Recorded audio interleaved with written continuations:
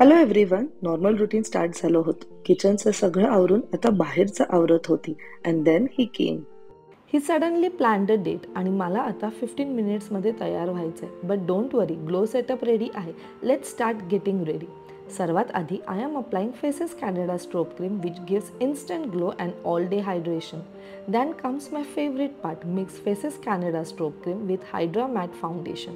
हा कॉम्बो ना खूपच बॉम्ब आहे. ग्लो, हायड्रेशन आणि SPF पण. Then applying comfy matte wow lipstick.